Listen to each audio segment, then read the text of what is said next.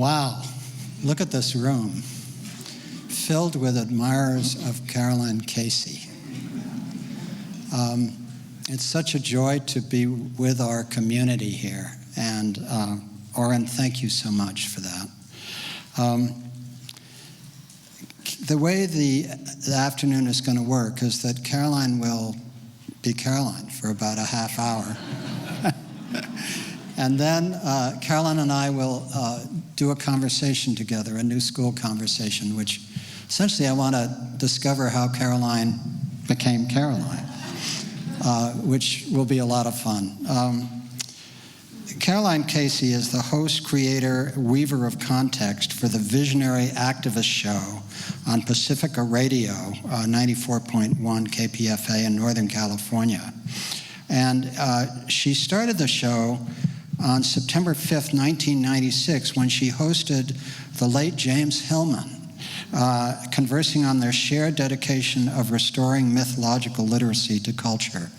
Well, those of you who know the new school know that we've done 10 or 15 conversations on James Hillman, and so this continues our weaving, not only on James Hillman, but on the whole field of archetypal work with my beloved colleague Rachel Naomi Remen, who's already been introduced to you, with the late Angelus Arian, with John Goldthorpe, with many others, with Francis Wellner, and many others who share this interest in the deep psyche. And I find Caroline one of the most extraordinary people I know. I think most of you know her work already, but she is not only a force of nature, but a force of culture. And some of her trademarks are the willingness to look at so-called opponents, not in a clash way, but with her woof woof wanna play approach, which I love. Another quote that she has from Brer Rabbit is one of the characters that says, if we're not having a good time, we're not serious enough. And so, I just love the way her uncanny capacity to use astrology, mythology, culture, politics in a weave that just ignites us. These are hard times. These are serious times. And if we're not having a good time, we're not serious enough. So with joy in my heart, it's a pleasure to introduce Commonweal's friend and colleague, Caroline Casey.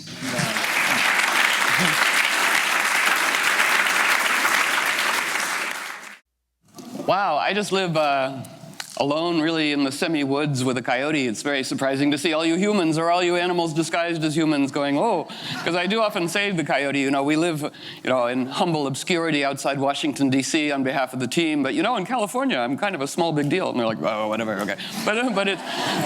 So we are all here in a lucky coinciding at this auspicious moment. So those of you who've hung with me for a little bit, know Muti. Muti means power and medicine. It comes from the Sangomas of South Africa. It reminds us that all power is healing intrinsically. And so the Muti, we say, oh, spirit of the compassionate trickster redeemer residing within each one of us, willing to bound onto the world stage, open the path before us that we may cultivate, magnetize, animate our gifts, and spiral them forth into the world at this time of dire beauty. May it be so. So, I'm big on attribution. I have to say that it is my wonderful friend David Lynn Grimes who coined the term or the phrase, if we're not having fun, we're just not serious enough, and had guided me to Brer Rabbit. Bless you forever, spirit trickster brother. And the Brer Rabbit opening lines are, there was times when all the creatures used to gather to sagactuate, just like there ain't been no hard times, just like there had been no falling out, just like they remembered they were all kin. We go, all the trickster tales. So how lucky to be incarnationally coinciding, oh, audience of the age, wizards and,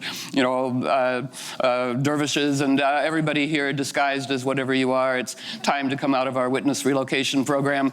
No matter how hip our cover, we're still even more frisky than that. So we go, so cooperators are standing by.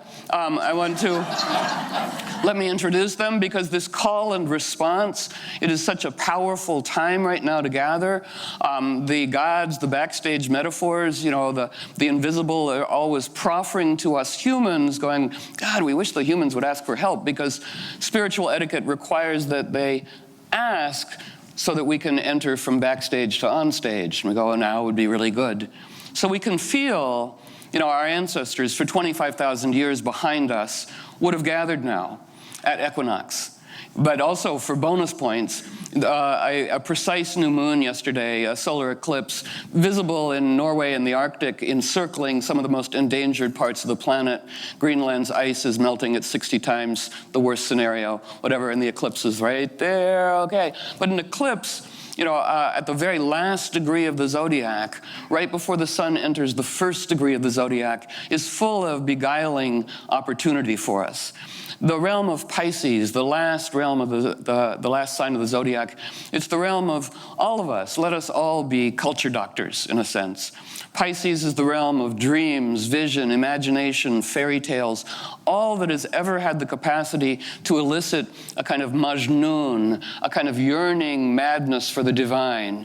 And that eclipse at the very last degree of the zodiac says, for everybody, to refresh, to magnetize, invite in, and animate, all that you've ever loved in stories, in films, in poetry, in music that is dear to you, that we now have the opportunity to bring it alive again in fresh, new telling. May it be so. So I go, audience of the age, because that is part of the frame story of the Arabian Nights that I want to guide us into in a brief fashion.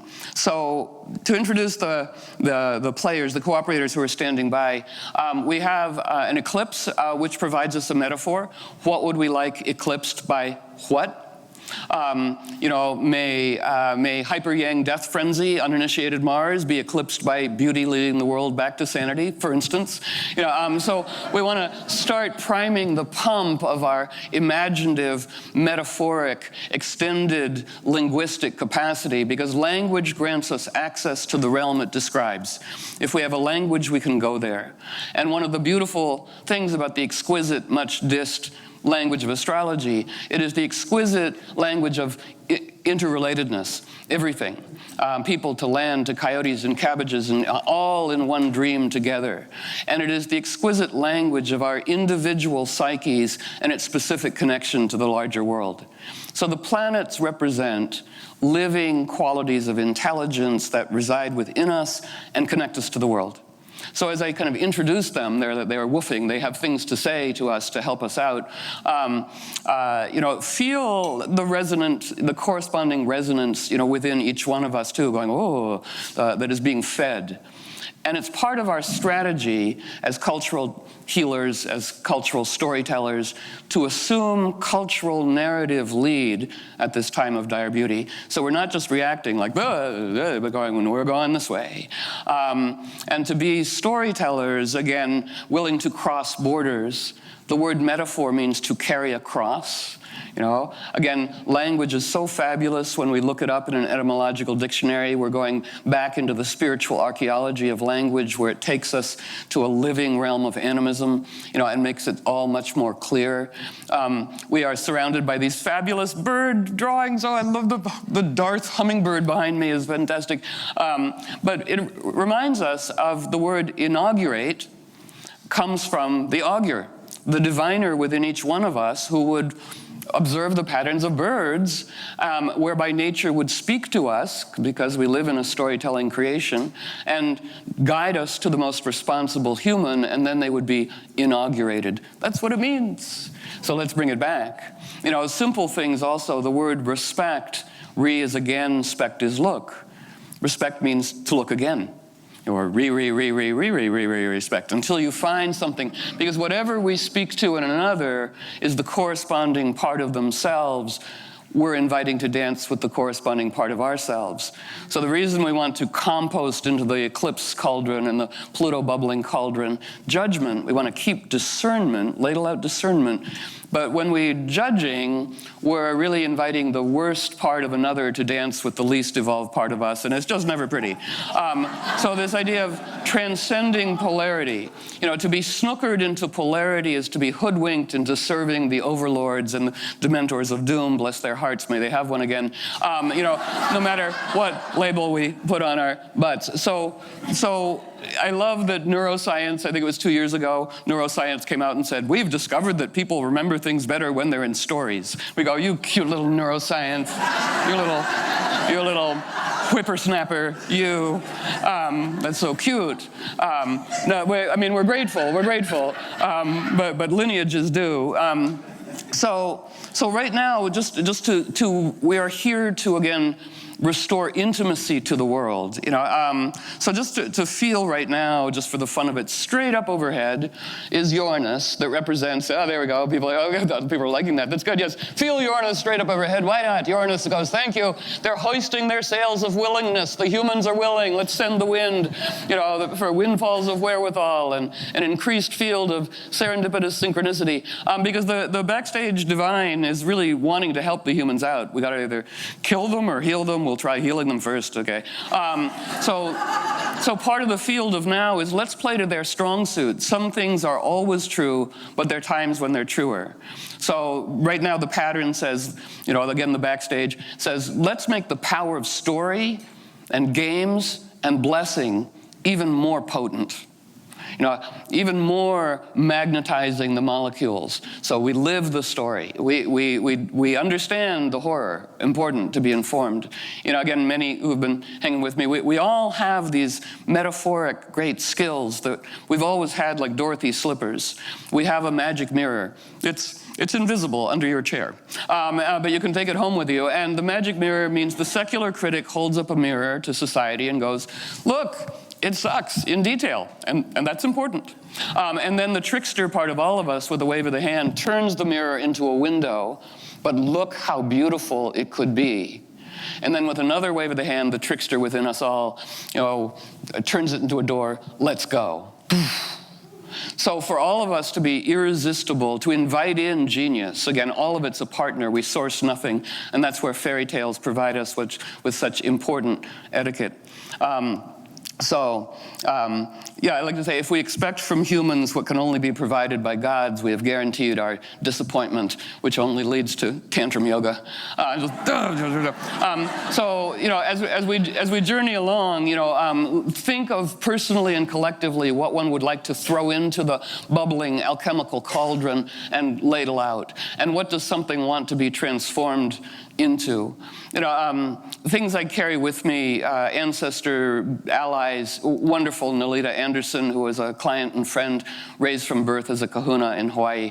And one of the crucial things that I keep in my magic backpack that she told me, she said, we had to learn about poison and harm in our training, not to cause harm, but because in the body of a person and the body of a culture, the killing points are the same as the healing points. The difference is intention. I go, ooh, that's a good one. So we're here to go, no, we might have abused power in the past, but really we do want to heal. We really do. Holding to our dedication, the power of dedication is a humble acknowledgement that we can't even be who we want to be by ourselves. It's by ourselves that got us into this pickle. Only by a humble willingness to cooperate with nature's guiding, evolutionary, resilient, against all odds, loving genius, known as trickster, are we going to wend our way out of this? It's a huge evolutionary opportunity. That's a kind of easy thing to say, but let's animate it more. So if we're taking all past myths and bringing them alive again, so I did want everybody to see this incredible coat. It's alive. It's taking me on this equinoctial tour. It's from Afghanistan. It has not been worn in 80 years. And the Zamani Afghani family, they're like, you will pay for it somehow. It wants to go with you. Go. And I go, oh, alrighty. So because I'm a Libra, you bet. Yes, I sell the cow for magic beans. Absolutely. To Dri are weird. So this is an extraordinary coat that was embroidered by a family that is still making handmade beauty in Afghanistan. And my conversation with Afghani friends that I'm being led to, we're all on a scavenger hunt and we pursue where the path opens. And we've had great conversations about the importance of Venus, handmade. Martine Prechtel says, to feed the indigenous soul, have around you things that you know who made them. They have a story, and the story embraces and protects and guides us. That we live in a storytelling creation, that everything's speaking to us all the time by its shape, its song, its rhythm. And if we just approach the world with informed, reverent curiosity, we humans would be back, in the embrace of the choreography of creation. And so we've come to offer ourselves to that. So it is handmade, and the Zamani family wants people to know about the Venusian beauty of Afghanistan, this rich culture of handmade extraordinary beauty. Wherever there's Mars, hyper-yang Mars death frenzy in the world, let us go for the Venus. We might say the world is being destroyed by uninitiated Mars in myriad forms, and throughout mythology and life and nature, it is Venus that initiates Mars, Venus's kinship. And at this time right now, for 25,000 years, people would gather to invite the literal and symbolic light of the sun to illumine the painting or the poem at the back of the cave. Come on in, power, and animate this poem, this story. We invite power in and we offer it a template in our own personal lives and collective lives. So, since we're in an Arabian Nights story, and the coat wanted to come because it is Scheherazad's wedding coat for reasons I hope to remember to tell you. So great Turkish author Guneli Gun, who wrote a wonderful book called On the Road to Baghdad, in which Scheherazade is a character. At the end of the radio interview, she goes, in pre-Islamic Ottoman Empire, in the Middle East, the predominant deity was she-wolf. And throughout the Middle East was this azure blue flag emblazoned with an alpha female wolf's head on it. I'm like, whoa, let's bring her back. What's that? Underneath, again, the animal kinship, originating collaboration with nature's desire realm. And we go, ooh. And so she-wolf, in a sense, becomes Scheherazade. Now, do most people know the Scheherazade frame story? Just, yes, well, a little mini. Okay, short version. So, frame stories throughout human history, stories within stories within stories, because so the Scheherazade frame story is King Shahryar has been bitterly betrayed by his wife and will trust no women at all. And so he determines, out of vanity and affront and general sociopathic moodiness, that he will bed a virgin each night, and at dawn he will behead her. So the land is getting pretty thin of virgins. And Scheherazade, whose name means city redeemer, the Arabian Nights are full of women trickster redeemers, mostly. Again, some of them have been edited out, but they're back now, because right now overhead, the moon in Aries kick butt, right next to Trickster, right next to Mars, all being led by Venus. It is such a beautiful thing, and there are images for each degree of the zodiac. The moon's image right now, straight up overhead, is the gateway to the garden of all desired things. And we go, ooh. It has never been so cool, so available, so welcomed to be a kind of kick butt, Venus-Mars integrated trickster redeemer being. It's a very welcoming field. So, everybody, Neptune would whisper in everybody's ears, imagine that the deepest, most exiled, most shamed, and most beautiful part of each one of us is about to be completely, culturally welcome. Exile over. Ali Ali income free. King Arthur did not die. He went to Avalon to go take Pilates classes with the priestesses, to await the world's call at a time of dire necessity, to conjure, to invite back in positive Yang, to dance with positive Venus. And so it is with many of the deities. The myths never end. They get put on pause, and we want to hit play. And as Michael alluded to, we all aspire together. We're all equally befoibled, but it's really good to dedicate, because when we dedicate, we're saying to the invisible, hold me to this. This is the art form of person I want to be. And it's a very powerful, good time to do that, for each one of us to write our manifesto of dedicated devotion, because it's like placing an order, and Jupiter and Uranus go, you write it, we'll fill the order. We go, okay. So Scheherazade, whose name means city redeemer, and her sister Dunyazad, whose name means world redeemer, Scheherazade says, I will marry the sociopathic king, and she is the daughter of the Grand Vizier, and so protected by privilege, and her father is like, no, and she goes, no, watch this. Longer, but so each night she tells this beguiling story to the crazy king, and then Scheherazade perceives the dawn of day and ceases to say her permitted say in the middle of the story. And Shahryar says, what's another day? Okay, what the hell? And it goes on for 1,001 nights, during which time they've had 3 children. And at the end of it, he goes, you have healed me. I am a sociopathic dingbat guy who had hardened my own heart, and lost all Venus, but you have been my redeemer. And there's many ways that beautiful story is told. But within that story, briefly, I just want to bring into play, as pertinent to us all, that hums in our bones, is so pertinent now, the tale of the Princess Parizada. And just as a preliminary, when listening to a recording of myself on my way here, going, that was great. But at a time of some difficult thing, I began by, somebody passed me a note before I stepped on stage saying, thank you for not giving up on beauty. And I was like, oh, it's so beautiful. So thank all of us for not giving up on beauty. Beauty is strong. We are here to restore intimacy to the world. So, the beautiful tale of, it sort of begins also, Guneli Gun says, her dervish character says, the world is run by those who don't know how to make love, and that's why the world is in terrible shape. We go, right, the dance of Venus and Mars, which is important. When you join Al-Qaeda, or what's called in the West ISIS, but Daesh, you do a marriage ceremony. It's a toxic mimic of a real thing. So it behooves us to do the real thing. Remember that it was on this day, Persian New Year, vernal equinox, years, the sacred to all life, that George W. Bush began bombing. So we are here to be the balm, B-A-L-M, to all the bombs. And so it happens. That Harun al-Rashid, a great king who would don peasant garb and walk through the streets with his grand vizier, and they happened upon 3 sisters talking. And the 3 sisters, the oldest one said, if I could have anything in the world, I would marry the Sultan's pastry chef, and that way I would always have fantastic things to eat. And the second sister says, I would marry the Sultan's masseuse, and that way I'd never have a stiff neck. And the third and youngest sister says, I would marry the Sultan himself. And I would give birth to 3 children, all of whom would be great heroes, but the greatest of whom would be a wise and beautiful daughter who would help lead the world back to sanity. So the king goes to court and goes, ooh, interesting. And he summons the 3 sisters and says, I will grant all of your wishes. Now, the younger sisters are like, bleeping hell.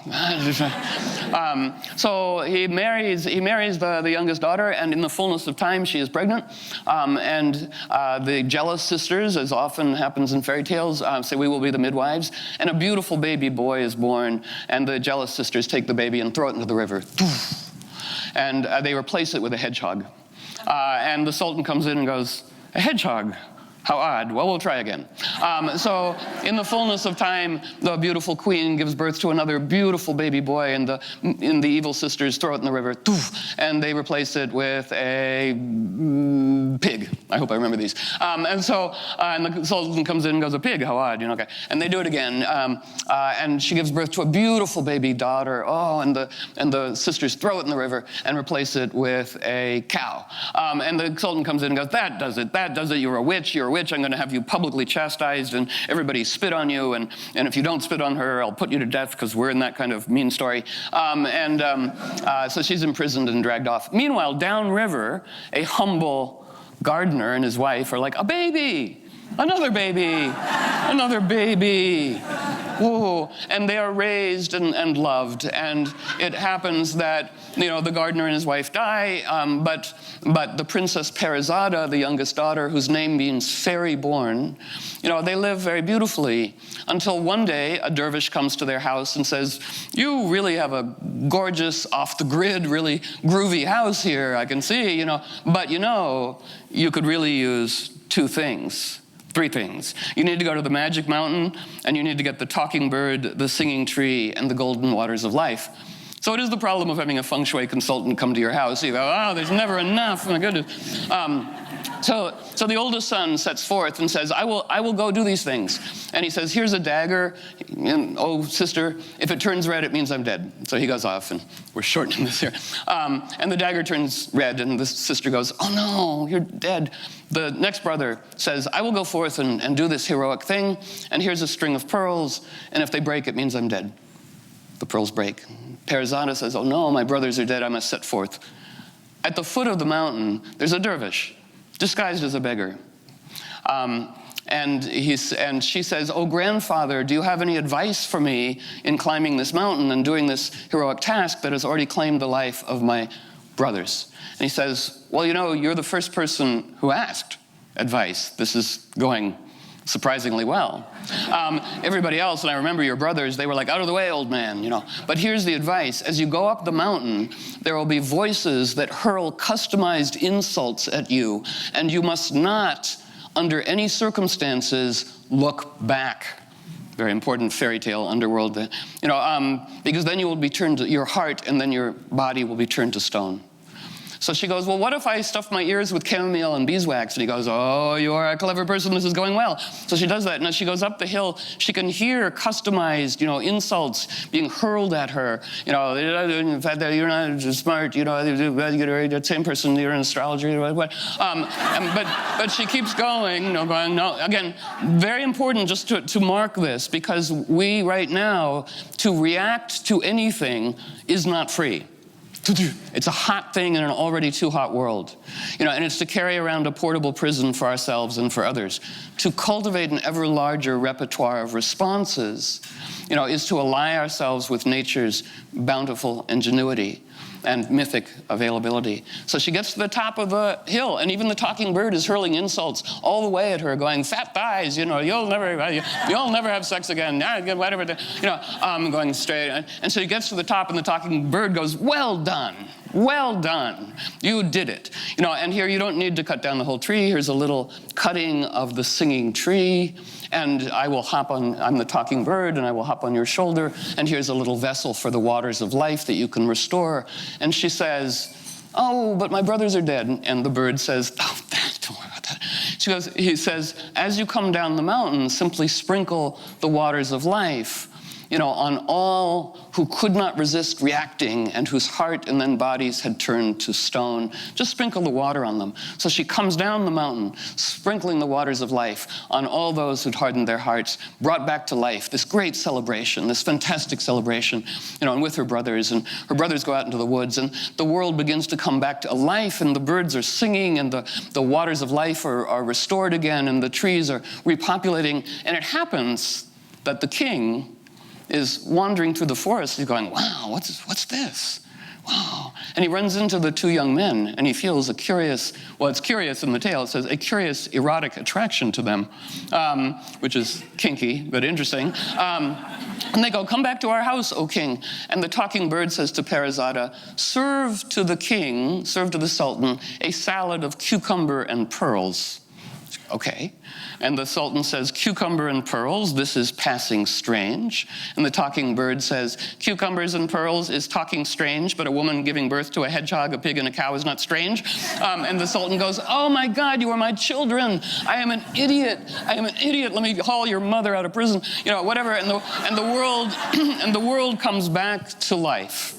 And may it be so for all of us. That we are here to invite in all exiled beauty. That we are here to restore the waters of life and the singing bird and the talking tree, and to have the story inform our bones and our blood. And we'd say again, we're all in many other exciting things sometime later, another time. But the power of language, I like it when people say, oh, whaley, whaley, or this difficult, whatever.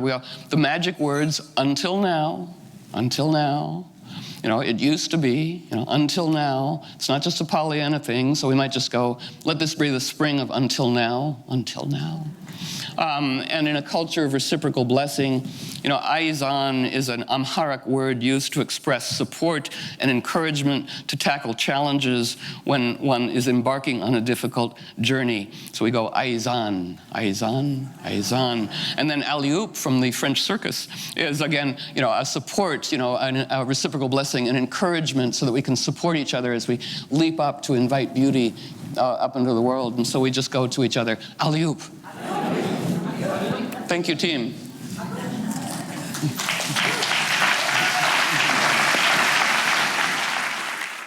Well, Caroline, thank you for today. Many extraordinary people come to the New School, but there's some level of astonishment that I have about you that is really, I guess it's a form of love. Just deep, deep astonishment. I was reading your website. It's so beautiful, and it starts like this. Welcome allies to the realm of trickster medicine. Trickster medicine, right? Commonwealth's about healing. Pragmatic mysticism, democratic animism, applied divination, and a willingness to cooperate with everything. Nature reminds us that some seeds only sprout after cataclysm, flood, fire, ordeal. By analogy, some parts of us only come alive at a time of dire beauty. This trickster within loves against all odds, so now is perfect.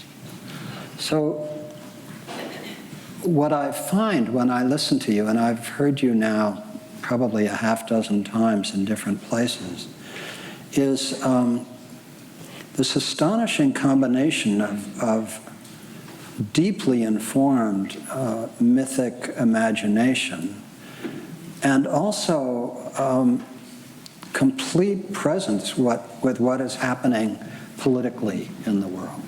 So here's my question. You are deeply conversant. You are the daughter of a 4-term congressman from Massachusetts. He carried you on his shoulders to the Kennedy inauguration in the snow. He held your hand in the White House at Kennedy's... the Capitol. But in the Capitol at Kennedy's funeral. Yeah. Kennedy's funeral. Your sister actually is married to the director of the National Cancer Institute. So you're not unfamiliar with the corridors of power in Washington. And somehow you married, which is really unusual because a lot of people who work in the mythic field do not touch politics. It's sort of at another level. It's off to the side. If you stay in the entirely mythic field, you can attract people from left and right and center, and you're not declaring a political agenda of some kind. But you manage in a way that is welcoming to conservatives and others to at once be a master of the mythic realm, but also completely alive to what is actually happening to the earth and to all of us.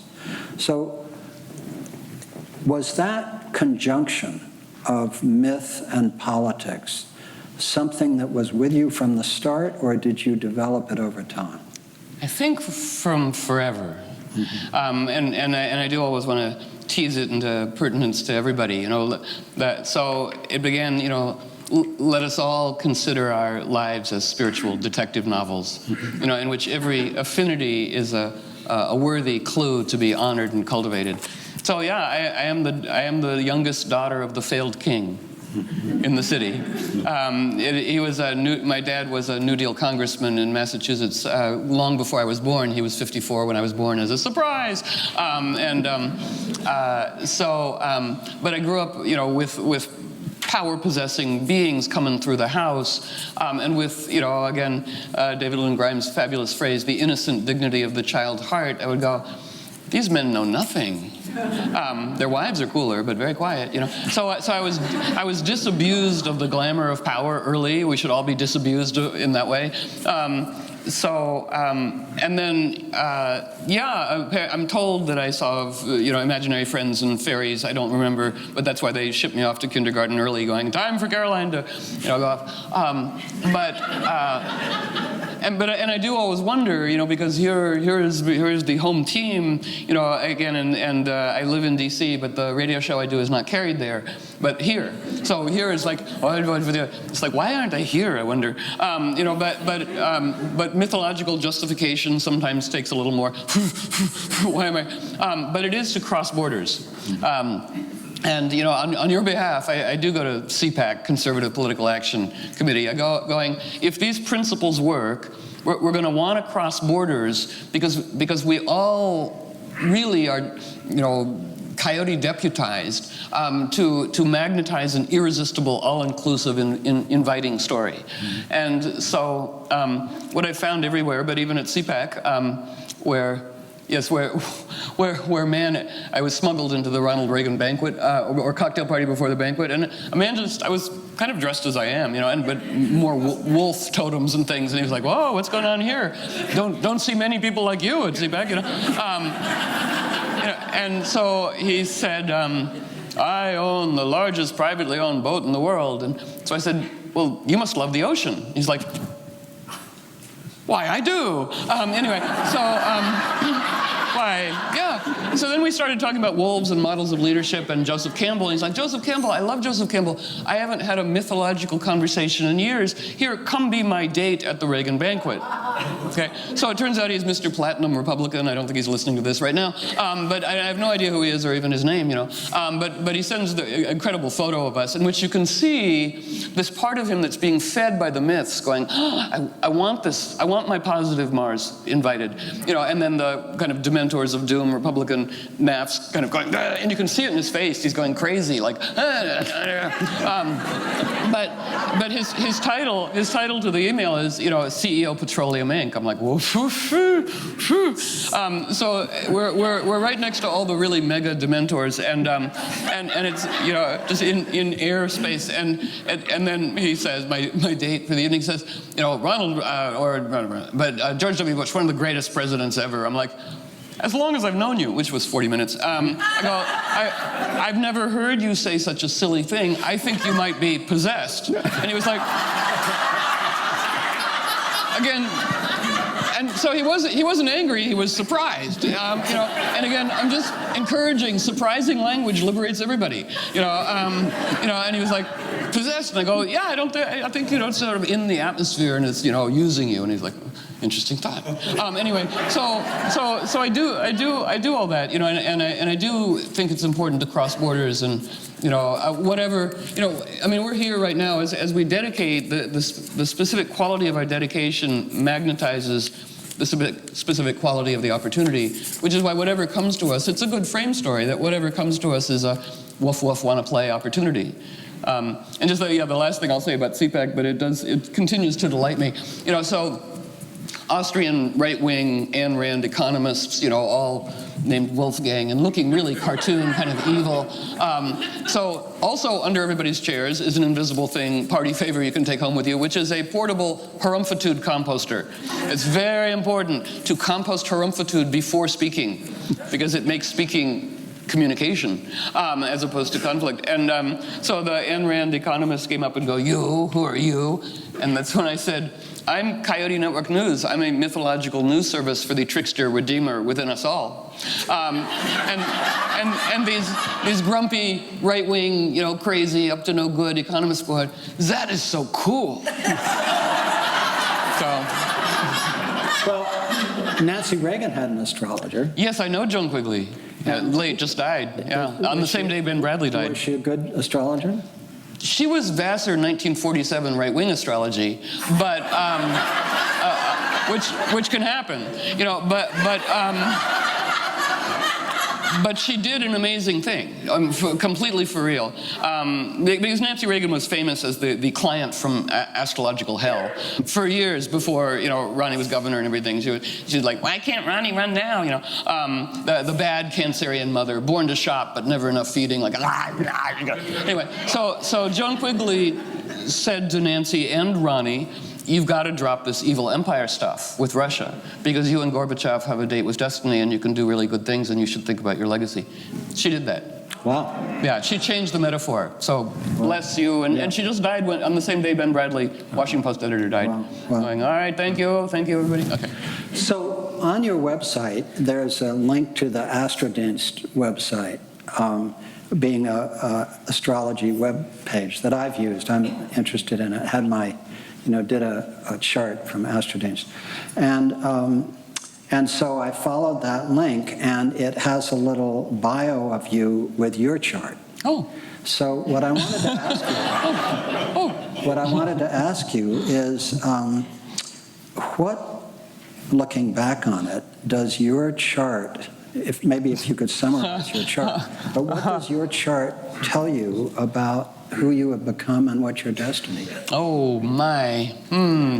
Yes, I often wish I could go to myself, right, and lavish the same amount of attention that I do on other people. Because sometimes when I'm doing readings for other people, I go, no, and it's like, good, follow your own advice. But then I go, ooh, and that's happening to me now too. I almost forgot.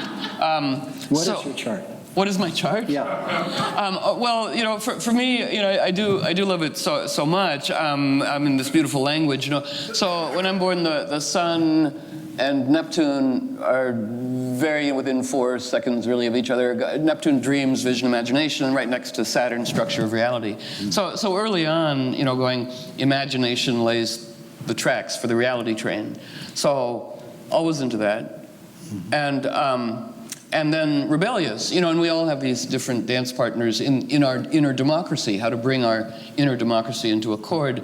So it's like discipline or space out, which is a dance I often do. Going, but a dedication to mythological literacy. And then it squares Uranus, the trickster, going, yes, defiant, sometimes going, reject the ruts, and then as a friend said, but ruts can sometimes get your car out of the driveway in the snow, and it's like, no, I don't. So an experiment, and that idea of wanting to take old things and bring them alive in a new way, and to be, disobedient and all, but to encourage play. In everyone. So even the hair is a little extreme at the moment. It has a mind of its own. But still, it does mostly induce play. When I go through airport security, pretty much airport security goes, oh, I wish I could have my hair like that. And I go, you should try that here. Or if you change jobs, you could. It's not kind of goth, it's woof woof want to play. And mostly people do. And, and if people don't, you just keep moving, You don't go, many things about chart, but yeah, always learning. And I guess it was also finding Joseph Campbell early and Carl Jung early as the best male hero embodiments of what I thought it was to be an educated person.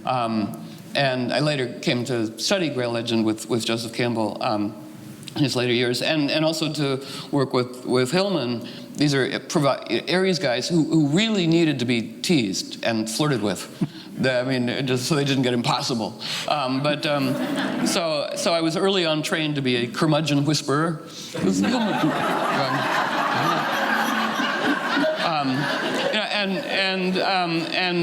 And both of them were people surrounded by kind of acolytes, and the Uranus is sometimes disruptive. I did get to host Hillman on the first radio show, the Visionary Activist show, which was a good coup. He was only willing to stay for the first half hour going, but he loved the idea of restoring mythological literacy to culture. He's going, that's good, I'm going to use that, yes. And then I was saying, strategic cultural advantage goes to those cultivating intimacy with the power of symbols. And he's like, who said that? And I go, I did. He goes, And then I was taking him to his book signing. It was The Soul's Code. It was the first bestseller he'd ever had. He didn't have to do gigs after that. He was so liberated late in his life. He was in his 70s then. But I took him to the book signing, and I do remember this. Somebody in the audience said, "What inspired you to write The Soul's Code?" And he was like, "Young man, what possible good would any answer do to you about that?" And I go, "Time to take the author home." There we go. There we go.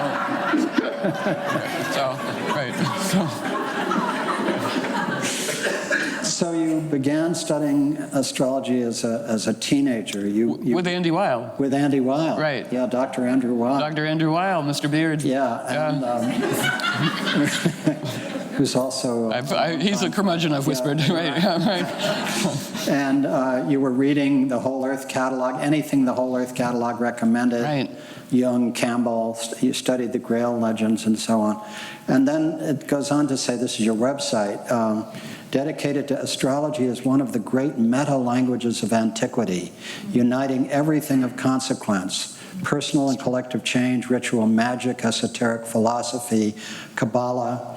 You studied at the Astrological Lodge on Baker Street in London, traveled through India, returned to Brown, where you read 18th and 19th century novels, and studied everything useful to astrology, the Grail legend, comparative religions, Sufism, voodoo, Oriental theater, Middle Eastern dance, film, writing, and all contributing to a degree in semiotics. That was the cover. That was the cover. Yeah, right. Yeah.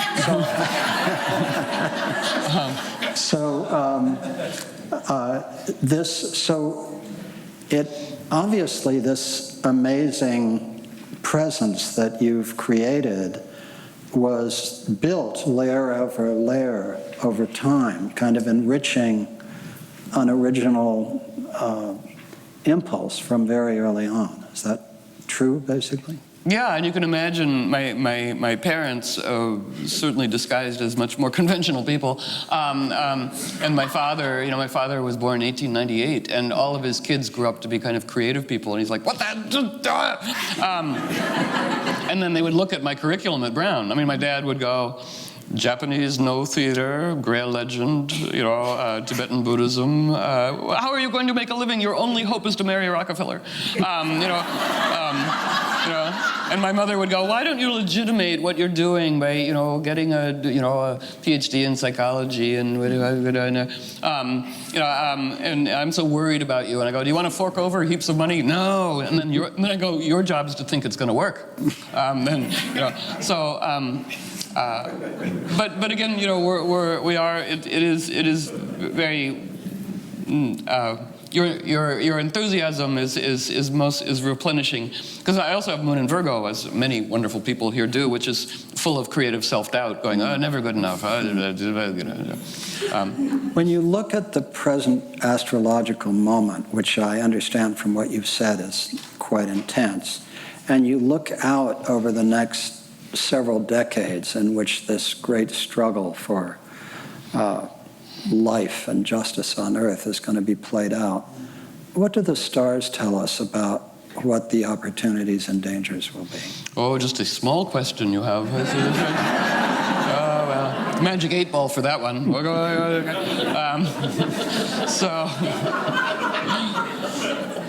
I go back to language, again, our word disaster means dis is against and aster's the stars. And dis is a prefix for underworld, a dis-ease, a dis-aster, a dismay is where we go to the underworld where our souls speak more deeply to us. And the antidote is to consider, con is with, and sitter the stars, the stars. We avert disaster by gathering to consider, as we're doing now.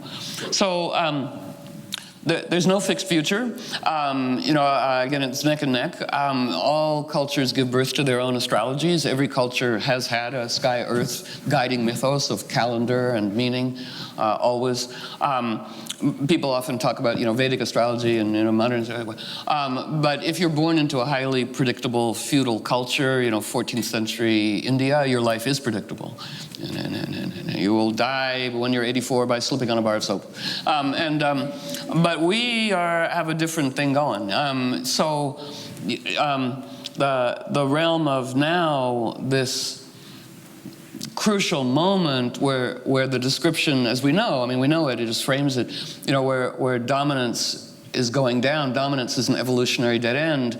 Pluto in Capricorn says, what must we die to, lest we die from? And it is, dominance in its myriad colonial empire forms, including, GMOs, dominating human will rather than, versus Uranus trickster in Aries going collaborate, culture of reverent ingenuity, rising. So there's a collapse and a renaissance intermingled. So, I did actually write an essay a million years ago for Time Life's book on something or other, astrology, mysteries of the something. But in which, going, all right, let's take it all the way out there. Neptune, how the large planets move through signs really gives one both a clue and an encouragement of what to cultivate. So Neptune, again, it's the part of us that is divine that participates in dreaming the world into being. And as it moves through signs, it will give a nuance. So, for instance, Neptune in 1920s, Neptune's in Leo, roaring 20s. 1929, Neptune moves into Virgo. Tighten up, whoa, Neptune in Libra. One of the best lectures I went to in 1971 at the Astrological Lodge in Baker Street in London was Neptune and jazz, and how you could sort of see it in music, going Neptune and Virgo, all kind of technical, Neptune and Libra, everybody's wearing sunglasses, it's all cool, Neptune and Scorpio, kind of smack freak jazz, Neptune and such. Anyway, so here we are now, Neptune and Pisces, again, gather all the myths and stories, and everything says, right, and which ones do we want to animate, in this leadership model, but, it's going to be there as a long pattern now to avail ourselves of it. To go backwards, to go forward, where we are right now, 1964 to 69 is when Pluto death and rebirth and Uranus revolution change come together, 64 to 69, with Jupiter storytelling joining them, 69. So those of us who lived through the 60s, and those born in the 60s, you are the 60s, and then afterwards too, it's still in the resonant field.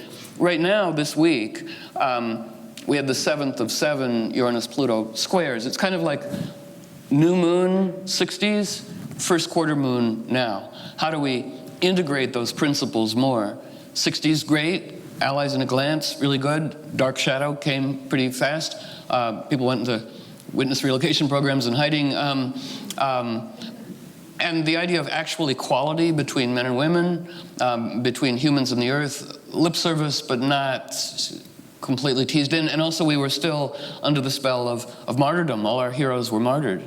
So we want to story rewrite, that we all take on the heroic capacity, so there's no one person to be martyred. And we all support the good in everyone. So right now, it's like sometimes people will, come for readings and they go, oh, that's really good, okay, deep delving, that's great. But I'm looking at, 2019 when Pluto transits my Mercury, and I go, I'm really worried about that. And I go, if you didn't know astrology, would you be worried? And they're like, no. And I go, well, don't think about it then. That's not what it's for. A 5-year fear planner. It's into the realm.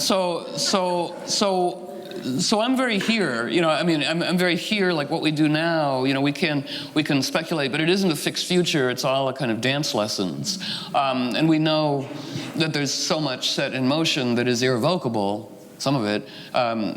Had, good climate blogging being on radio on Thursday, going, 5 to 6 feet water rise For sure, pretty much. Again, most of Florida, New Orleans, Santa Cruz, we go. We're a world of refugees. And even as we gather here, we hear of, tremendous disasters. The island of, I'm not going to pronounce it. It's Vanuatu.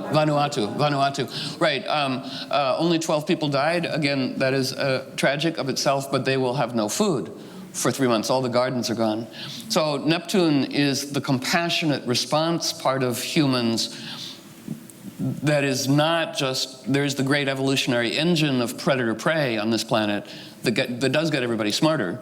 Predator-prey over 60,000 years, predator much smarter than prey. We move forward 30,000 years, everybody's smarter. Predator still smarter than prey, anyway. But even Darwin knew that that's one story. But that what was missing was altruism. And Neptune represents, we're all in this dream together. So to find and replace, beauty poker, that, armies become first responders of ingenuity, that music festivals, are so gifted at creating a civilization over a weekend that they should be going to Vanuatu and to New Orleans after the flood and going, here's taco and belly dancing and some food for you. And, again, all the skills applied into experimental ingenuity, how can they do good at that time? So after that, I don't know. I want to come back to James Hillman for a moment. Okay. When James Hillman got kicked out of the Jung Institute in Switzerland for being a bad boy, and he was trying to reinvent himself, and he went to London, where he discovered the work of Marsilio Ficino. Right, that was our connection. The Renaissance Neoplatonist and astrologer. Right. And he really found in Ficino a Western Platonist whose astrological psychology formed the kind of inner democracy that you've been talking about, because the different stars, different star configurations or different signs represented these different dimensions of ourselves, the different inner voices that you've been talking about. So it's, and how you can cooperate with them. And how you can cooperate with them, absolutely. Yeah. And, but Hillman took it in a particular direction. While Jung had a vision of the whole, that the self sort of integrated everything, Hillman was much more inclined to see the psyche as a forest, and you kind of crept into the forest as an observer and didn't try to change or coordinate these different voices. They all simply were different dimensions of you that you could witness as opposed to try to coordinate or facilitate.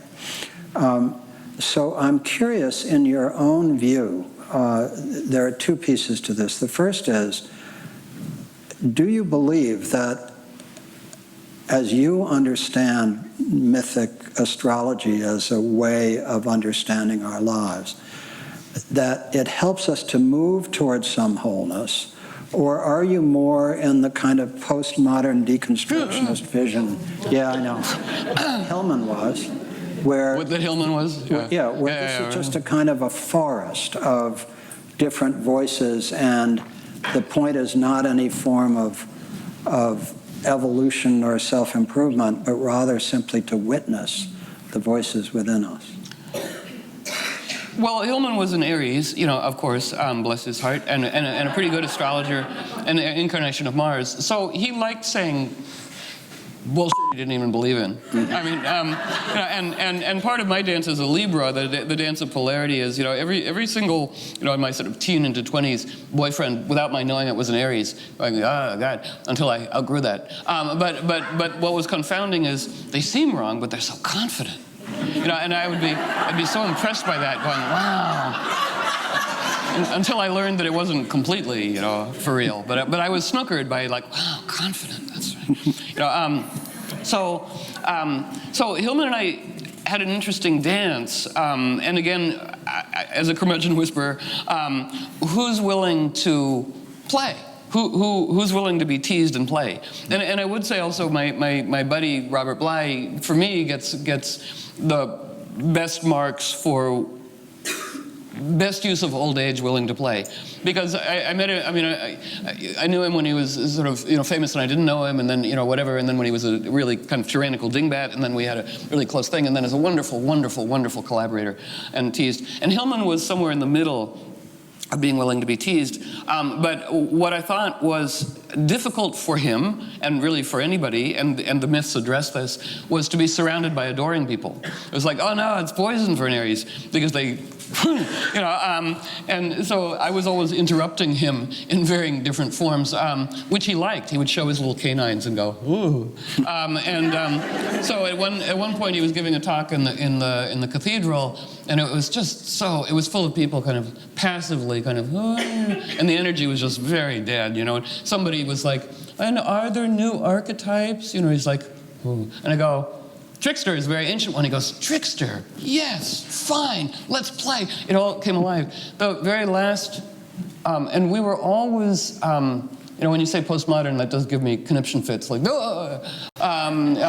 a very Mars thing. So we were also at a conference, and I was giving kind of a talk about astrology and alchemy.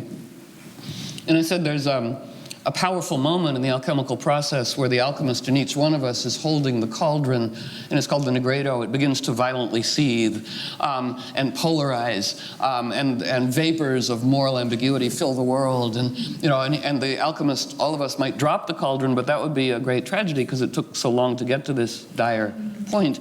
So what the alchemist has to do is, reach up and invite in whatever we want to call it, trickster, divinity, Holy Spirit, whatever, and invite it into the cauldron, which then begins to whatever and turn into liquid gold, and then we can have a wonderful culture. So I had, it was like 800 people. I go, let's do that now, So everybody kind of, and I talked to Hillman. I go, you missed my lecture. And he goes, no, I loved your lecture. I learned a lot, but I wasn't going to participate in that kind of inflation. And I go, oh, Mr. Academic Mars, I see. And we go, but he liked playing that way. And the last conversation we ever had was at Robert Bly's Great Mother Conference, where we were on stage like this. And he'd written a book that I did not love on Mars and war and how we need war, And I go, it was like being at CPAC. I go, I don't think you even believe that. I think you've been possessed. And he was like, oh.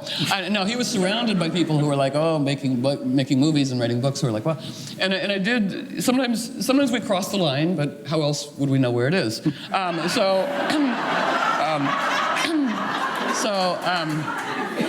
So I said, well, James, because he was like, war, this is fighting. And I go, I don't think you even believe that. And he was having his Uranus return that week, right then. Uranus returns to where it was when we were born, every 84 years. And the image for his Uranus at 26 plus Pisces is, a beautiful moon gives rise to a vision of peace. And I go, James, let me be your Uranus return for you, whatever. And then he said, oh, okay. Not used to being opposed, but liking it, right? In a spirally dance. And then he said, well, archetypal psychology. And I forgot that his whole trip was called archetypal psychology. And I said, archetypal psychology, what an unfortunate pairing of words. Archetype, a stuffy mechanical term that Jung only used as an experiment to smuggle living ideas into academia, once useful, but now really imprisoning, and psychology that has so much more to owe to astrology, as a modern whippersnapper update. Anyway, his fans were appalled, like, but he was like, his canines were like, okay, let's go. So God's love him, So many of us watch Mark Shields on PBS NewsHour, and in 1980, right, yes. you did a weekly astrological political analysis with Mark Shields. I did. What was it like in 1980 to do your at Fox work with we had a show before Fox became the toxic dingbattery that it was, but it was and it was Terrence Smith, the White House New York Times reporter, and Mark Shields, who was just beginning his career then, but wonderful. And they were two very let's talk about yay positive guys. They were very kind to me. But how did you guys do this? I mean, here are two mainstream political types. Grown-ups. Here you are. Actual grown-ups. Yeah, That's right. Yeah. And my dad was dying at the time, but he watched it going, oh, my daughter is somehow doing politics. If I look at it that way.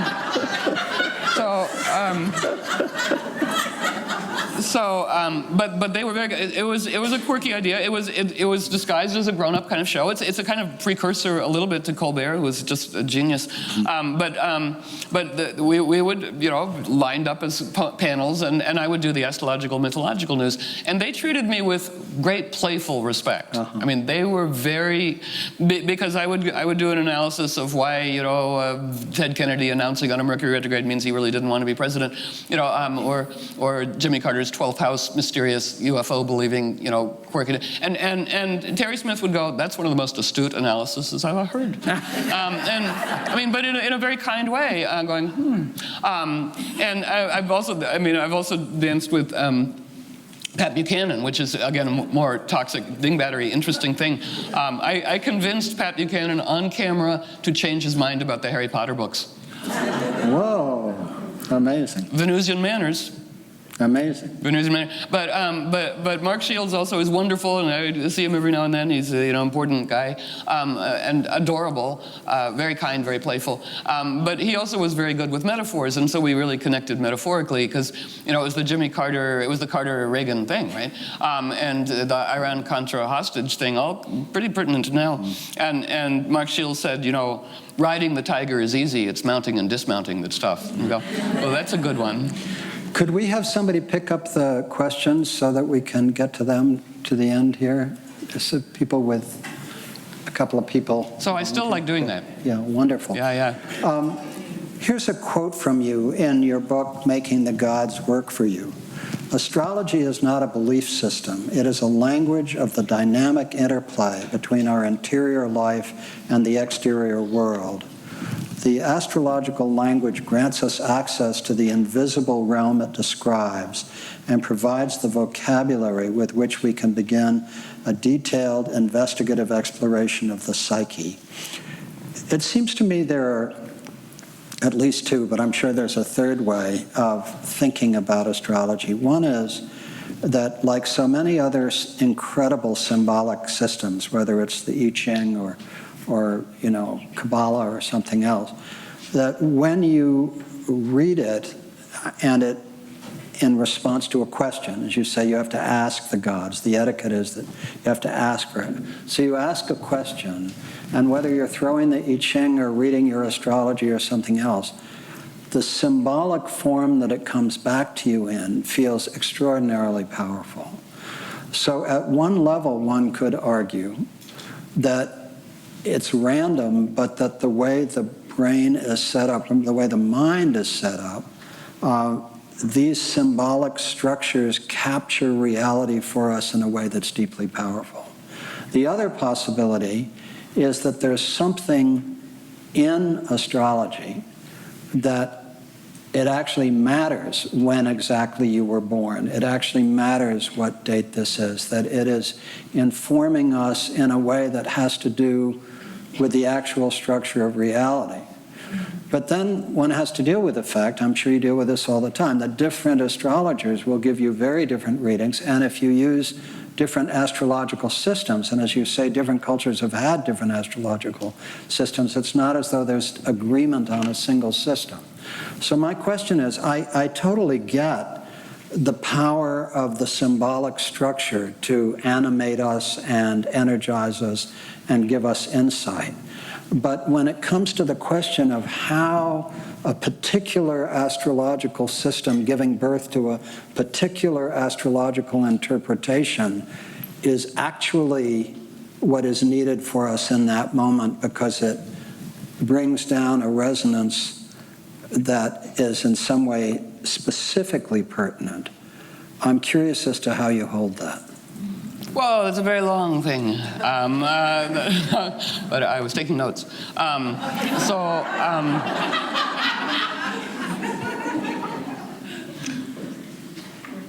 I love, that we are pattern tracking beings. We love symmetry. And there was a great PBS short film on a woman who made puzzles, of DNA and, whatever. And she said, when they wire the brain up, when we put a puzzle piece in place, it's almost erotic. It's right up there. It's like, and also neuroscience, in its useful way, has discovered that learning new language stimulates the same part of the brain as sex. We go, woo! How wonderful. So pattern and symmetry, and I think, experiment, believe nothing, but what I learned also was, you try on a worldview and then this call and response, and sometimes, every day I work with, self-doubt and mystery, and then go, what a language, what a language.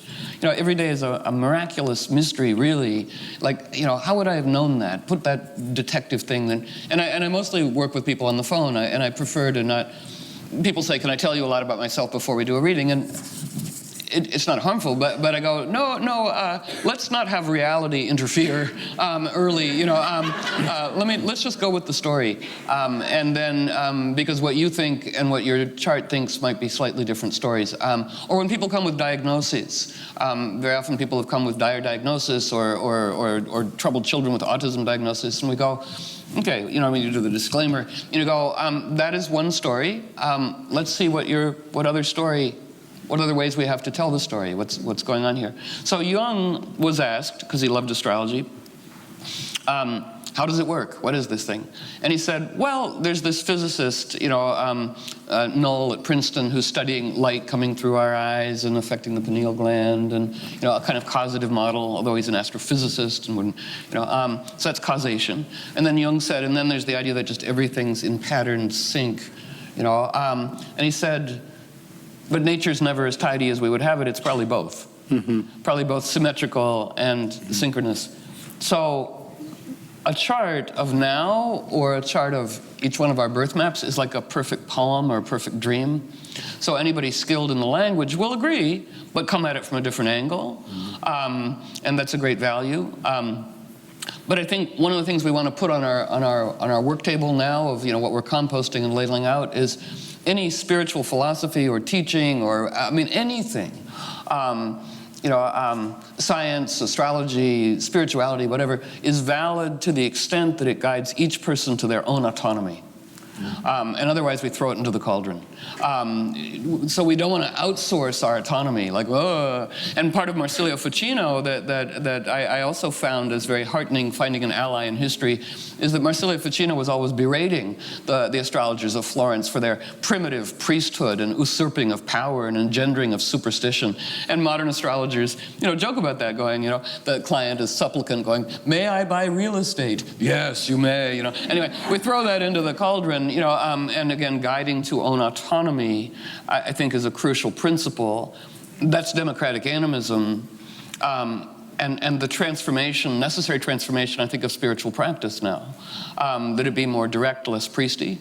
And it's a friend of mine, a wonderful friend, saying, the modern concept of worship is so degraded. She said in hunter-gatherer society in the Mediterranean, there was great reverence and respect between the invisible backstage and the onstage sensual, incarnational reverence, respect, but it was a much more collaborative relationship, that the invisible seeks an invitation. So when you were saying, bonus points for correct use and wonderful use of the word matters over and over again, yes, matters. This is not really a language about transcendence, let us get off this veil of tears. It's like full-on sensual. When people quote kind of important, very often spiritual teachers about, whatever the thing, and I go, where's the mango? Where's the fur? Where's the metaphor derived from nature? I can't listen to this abstract postmodern talk. Mm-hmm. So I love that, because as long as we have a hierarchical religious, we're going to get Dick Cheney. And so that idea of a kind of democratic animism, and that we're all here to encourage, each other to insource what we've been outsourcing, that it's an ongoing school, our own autonomy, to insource it so that we're no longer outsourcing Saturn leadership to sociopathic dingbats who have been trained to lose their sense of kinship, because that's what we've been doing. Skull and Bones at Yale, they have an actual ritual that allows them access to financial and political power, in which they go, this sense of feeling is weak and I kill it now. That's the ritual they do. And we go, here, you can run Wall Street and politics. We go, so we've got the toxic mimic of the initiation ritual. And we're the first human society in living mythic memory that has no initiation for Mars. We need you to do this beautiful thing, to make this thing, to help build Stonehenge. We need you. It's a simple thing. Veterans and Mars and energy and Eros and, I can't remember. Oh, the last thing so when I grew up, there was old fogey astrology, which we learned because like the Inquisition, these beautiful systems, go into hiding, and the torch is carried by, eccentric, working class chain-smoking cranks in New England. And I studied with them all. And in Britain, it was classier. They had kind of, John Addy was distinguished, kind of like Stephen Hawking of astrology, the incredible scholars and knowledgeable, people. But there was a definite old guard. So in Washington, D.C., the first astrologer I knew about that, and I used to spend a lot of time helping people recover from her readings, she would say things, but it had a shy charm if you didn't take it seriously, old school gypsy. She would say to somebody, this man you are seeing, he's like a warm glass of milk, and you must drink him to the bottom, but do not marry him.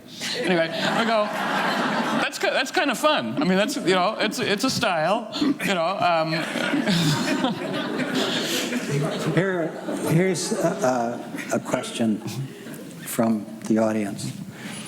In this world in distress, what must each of us do? Ooh. I think it's,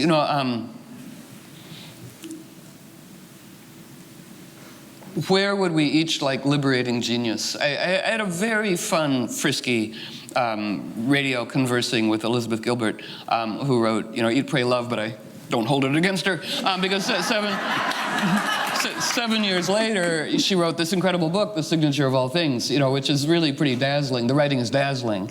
And I think it gives proof to what she's talking about, because, some of the writing's dazzling. We were really happy in Cahoots about the idea that genius is an external invited thing. The late great, I just want to keep doing homage to Terry Pratchett. Does people know Terry Pratchett's work? Oh, no, not enough. Okay, just a great being who just died last week, but a Taurus, incarnation of Venus, profound and witty, sold 75 million copies of his books. Again, we love that because what it means is great. Everything animated. But Terry Pratchett said, genius is always sleeting through the universe until it finds a receptive molecule. And then it's like, Shakespeare. So to us right now, it says, to everybody, to every hero part of everybody, and to distressed people, where would you like liberating genius? Where do you want to build a magnetizing receptacle? Where would you like breakthrough and insight? Where would you like to be liberated and take on the responsibility of being liberating? And then Neptune chimes in and says, we just want you humans to wonder. Wonder's the kind of, Neptune's the higher octave of Venus. To wonder, turns our body into a beseeching, invitational chalice of inquiry, going, I wonder what the hell I do. I wonder what to do about distress.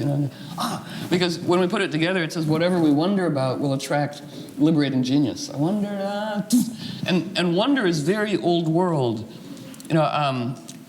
We want to take old world into modern world. I mean, modern world, playing a game of musical chairs, music ends, one less chair, everybody scrambles for identity or relationship or whatever. Although less and less, as a friend of mine says, panic early to avoid the rush.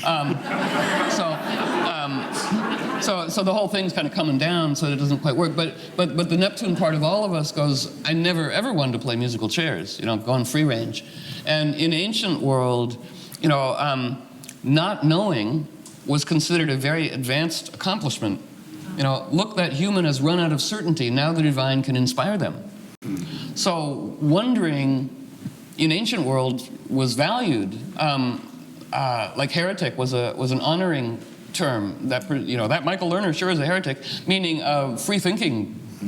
Good, So wonder and heresy, So wonder. So to distress, I go, wonder about it. Wonder about your own damn question. There you go.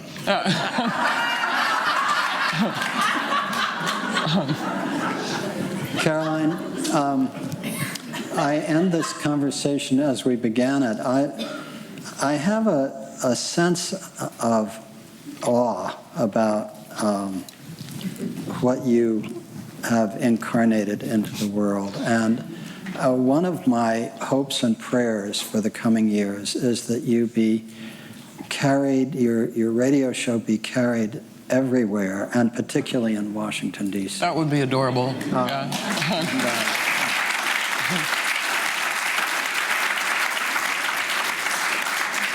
And I think what you invite us to do, one of the things about you is that we have a friend who used to live in town named Tony Serra, who's a very great defense lawyer. And he used to describe himself as a linguistic warrior. Only half a connection fit. But okay. The point was that he knew how to use language. And I remember when we did spiritual biography with Brother David Steindl-Rast, he talks about feeling his way into the root of words. And you have that same quality, that you have really thought about language. Your response to postmodern, that's a good example. But you have thought in depth about words and their power. You have thought about how words have a power, that the word, the sound, the word, within the matrix of culture, right, of mythology, is quite fundamental as as one of the most basic constructs. So I think I'd like to end by asking you to talk a little about how you have come to understand language the way you do, and how you feel your way back into the origin of words. Well, I was very lucky in my siblings, my 4 much older, pretty hip siblings who took me to see the movie Black Orpheus, like when I was 6, right? And later, I don't know if you know, Black Orpheus really holds up, and the soundtrack is really great. And later, as a medium grown-up, when I saw it, I was like, wow, I saw that when I was 6. And they had, Lenny Bruce and Joan Baez, and and fast, rapid word play. And I'm, the youngest. And sometimes you get kind of, like in the Wolf Den, kind of cuffed, just get in. But I value that, and I like a certain amount of fierce play. But so language, yes, always loving words, and then in most alphabets and language is understood as magic. And then the little parts of the Bible. I love Isaiah saying, "Speak to the weary a word that will rouse them." Go Isaiah. That's really good. And then going, ooh, they're alive, and again, when we go backwards to go forwards. So I also love the cunning use of hyphens, right, as liberating. If we put a hyphen in diagnosis, you have dia-hyphen-gnosis. Let all critique be inviting all gnosis and wisdom into play. We go, oh, that's very great. That's beautiful. It is really good. It's like, right, of course. Say that one again. Dia means what? Dia is everywhere. Everywhere. And gnosis is wisdom. So a diagnosis is, may wisdom from everywhere come into play. Whoa. Think about that. Think about that. Yeah. And that critique is in order to heal. Yeah. I want to throw, on behalf of myself, absolutely self, and others, that we compost snark as a reactive default setting which is the emotional equivalent of running on tar sands fuel, really, because it's, and it's like, no, discourage the bad, encourage the good. Critique without invitational vision is complicitous with empire. And especially, I do want to do a shout out, especially to the people here, because it is so opportune. Especially the amount of from every quarter, and even especially the progressive quarter, the amount of snark and vitriol and hatred directed at Barack Obama. As a Washington person, like, cross-pollinating, will go, yes, drones are bad. Yes. I mean, you post something good, like, oh, the XL pipeline and thing, and the whatever, and the astrology, and people go, yeah, but do you know about the NDAA and the horrible trade deal and the drones? And it's like, yeah. It's not an invitational. It's a righteous, finger-wagging, condescending response. And we go, discourage that, encourage this. And as a responder, as a mythological being in the mystery play, we're all in the mystery play, Barack Obama, whose name means praise the good, Barack Obama, yes, in prison, but again, coming from a political background, going, team, it would be churlish to refuse to cooperate on the good things. While absolutely critiquing the bad things. But this is a climate change person, and he's also completely responding astrologically and mythologically. The night he won the Nobel Prize, which people go, Nobel Prize, but he gave all of that money to an African nonprofit, discreetly. And that night he appeared in every single one of the board of directors' dreams. And whenever I go to the White House, for anti-XL pipeline demonstrations and all, and I bring his chart, and with my cute mystery school, ask me about it, but we go, the blessing, critique and blessing. Americans have forgotten blessing. It's why we bombed the Middle East, because it's a culture of blessing that we actually need the beauty of the Middle East underneath all that war. And people go, blessing, may they realize how horrible they are. That's not a blessing. Okay, so Americans have lost, and blessing is a very important invitation for power to come into the world. And it can be fierce blessing. May all humans have an increasing empathic experience of the effect of their actions on others. And we're allowed to set in motion anything of which we would be the happy recipients. So we go, all right, am I willing to experience empathically the effect of my actions on others, and the good things and the flying fossil fuels across the country? I mean, everything going, yeah, okay, then let it rip. And so whenever I go to the White House and with Obama's chart, again, demonstrations, and go, with the team, may the ancestors place a cloak of guiding and protecting earth wisdom around his shoulders, with his incredibly fierce and creative mother backing him up, and I go, whoa! And twice, when I've done that, Obama steps out of the White House within 3 seconds and goes, and I knew he was gonna, I was rooting for him, again, to veto the XL pipeline. And people, even our team, were like, you watch, he's gonna go along. It's like, it is time for us to quit bespelling ourselves with, addiction to righteous disappointment. It's a gummy fuel. So just the last little bit on him, too, because it's important for April 8th. So I knew that Uranus the Trickster was stationing at 12 degrees Aries on the winter solstice just behind us. And Barack Obama, when he's born, he's so responsive to the astrology. And to encourage the good thing. And he's smart. Again, he's in prison. Toss him a key.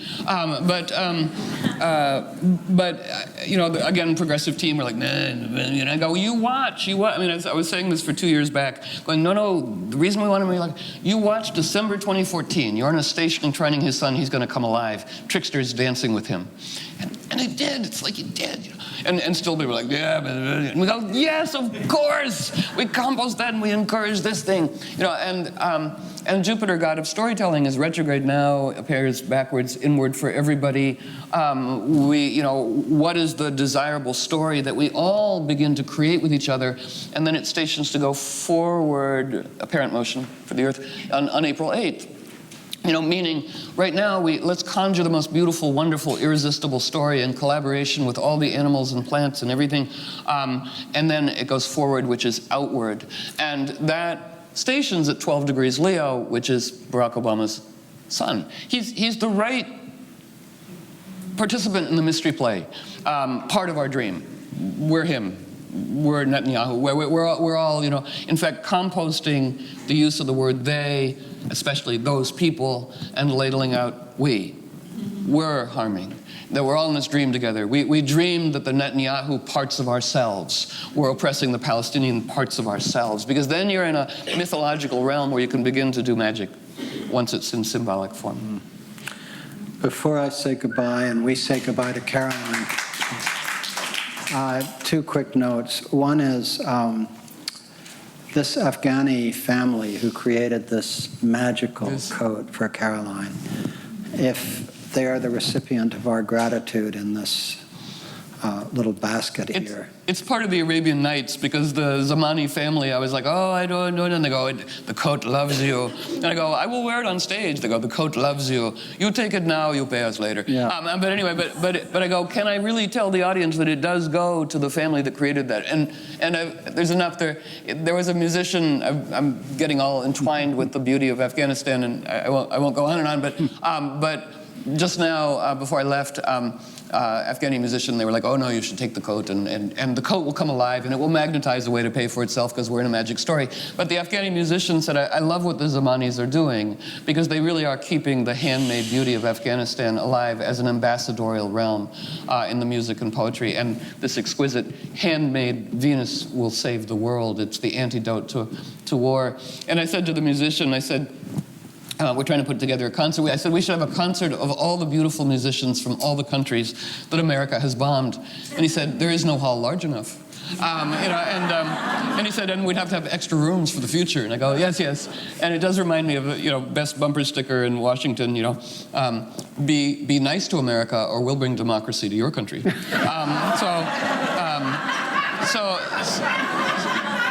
So the code is taking me on tour as a Venusian goodwill tour, and I send it all. If you are a token, a nickel, whatever. But it goes all to the Zamani family who are feeding and nourishing the village handmade artisans in Afghanistan. And also, in a sense, the new school is our coat. It's handmade. It's handcrafted. For 7 years, this community has been building the new school together as a venue for culture and nature and the inner life in West Marin. We are the body of the new school, and we depend on each other. So if you are able to make some contribution, money is the densest form of energy, and we can lift that energy up into friends like Caroline Casey and all of the others who come to be with us here. So please think of yourselves not as an audience, but as the living body of the new school. We're here together to try to transform a reality that right now needs a little bit of help. And so thanks to all of you for being here, and profound gratitude for this great visionary astrologer, Caroline Casey, for being with us. Thank you so much.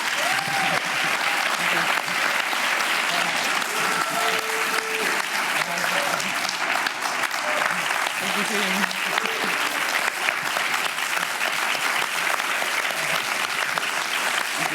And the coat, thank you. The coat, thank you.